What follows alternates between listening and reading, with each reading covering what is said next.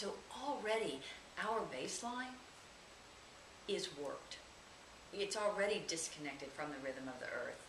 We don't go to sleep when it's dark and wake up when it's light, especially those of you who work the night shift. We can mess with our circadian rhythms. So we're already, we don't eat when we're hungry or thirsty. You know, most hunger is a masked thirst. So we don't handle our thirst before we handle our hunger. There's a lot of ways that we don't even know that we've maladapted. I call it boiling a frog. You know, you think about a frog and how strong those legs are, and if you put a frog in a pot, it could jump out. And if you put a frog in a pot of water that was too hot, it would jump out. But if you put a frog in a pot of body temperature water, so the frog doesn't really even notice the water up against its skin, and you heat that slowly, by the time the frog figures out it's a little too hot, it's gotten complacent, and it's cooked. And I think that we're all frogs in the pots of our lives, and we're cooking ourselves because the incremental change has crept up on us. You know, there didn't used to be email 20 years ago.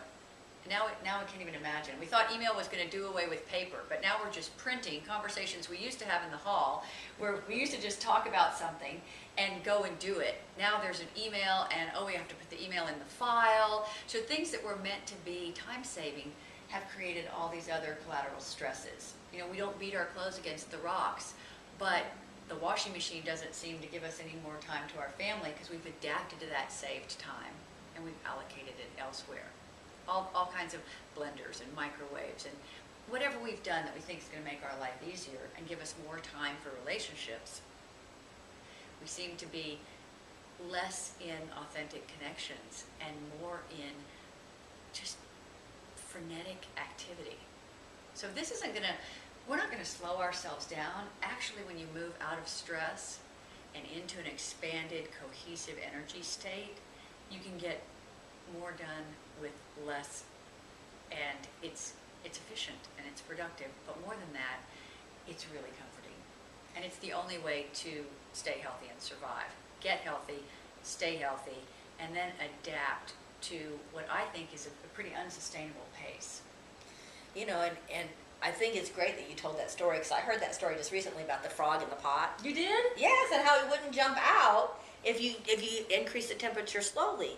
And I thought, boy, no wonder when I look around me at all the people in the hospital that I work with and the different health challenges that they're facing, you know, whether it be, you know, different stuff with their GI tract or, you know, weight or pancreatitis or just all sorts of different things are happening right now with the health of the people that I work with because of that chronic stress, because we are frogs in the kettle. And so we need to figure out a way to deal with that stress and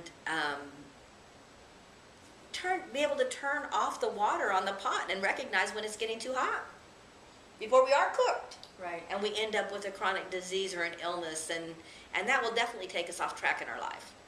So let's talk about the stress response in the GI tract, because earlier I said, you know, the blood may come to the core organs to protect them, but one of the things in the stress response is your bowel motility shuts down. Now think about this over time and evolutionary. Why would we do that? Well, if I'm running from a tiger, or I'm running from whatever threat it is, it's pretty inconvenient to have to empty my bladder or my bowels along the way. So you either get massive diarrhea all at once when you're scared, or you might get constipated, but either way the body is trying to evacuate and shut down. So it's not going to be doing productive digestion, it's not going to be doing productive elimination, and it's not going to be doing productive absorption of nutrients. All of that happens in a rest and relax state. So your central nervous system splits into sympathetic and parasympathetic. Now, sympathetic is the stress response, the gas pedal, the on to the fight or flight. Parasympathetic is the rest, heal, grow. And some of those nerves go to the same organs. And some of them cause both the shrinking of the pupils and the expansion of the pupils, the shrinking of the blood vessels and the expansion of the blood vessels. But in the GI tract, if we've gotten to this new normal of stress, we switch back and forth on this train track between parasympathetic and sympathetic. And we do it thousands of times, maybe a minute, certainly a day, or we'd all be malnutritioned and starve and die. If you really didn't absorb your nutrients when you were stressed, you would not last more than a couple months. So we switch on and off, and we get a compromised partial absorption, partial elimination. You know, if you're totally impacted, you're going to get septic, right? So we know that a little bit's getting through. I was in my 30s and pregnant before anybody asked me about my bowel movements. And I have been in several trainings where people are like, I'm not asking that question. You know, for some reason, we don't like to talk about the scoop on poop. If I only had one health evaluation question, it would be that. Because we don't know we're stressed. We're the frogs. We've adapted to it, and so we're thinking, oh no, you know, my stress has been so much worse than it is now. I must not be stressed. Meanwhile, it's several days between bowel movements, or they're like milk duds, or there's a host of ways that your body is telling you it's carrying a stress below your awareness. And what happens is, I don't know if you ever experimented with cigarettes, but I can remember being really young and thinking, oh, we're going to try cigarettes.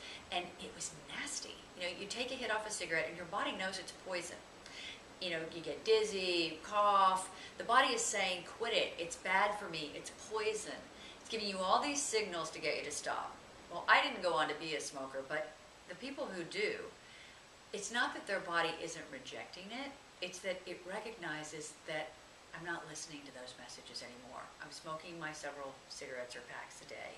And so the body, which is trying to tell me that's toxic, and it just adapts. It does the best it can with what it has. We are so resilient and so life-affirming that we just do the best with what we have.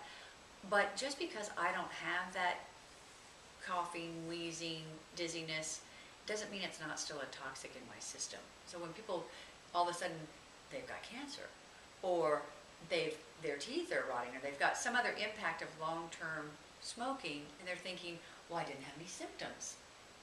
Well, if you quit listening to the messenger, sometimes the messenger goes silent, and then sometimes there's a big, catastrophic one last push towards getting the information. If our bodies aren't broken, and they're at all times trying to give us information to help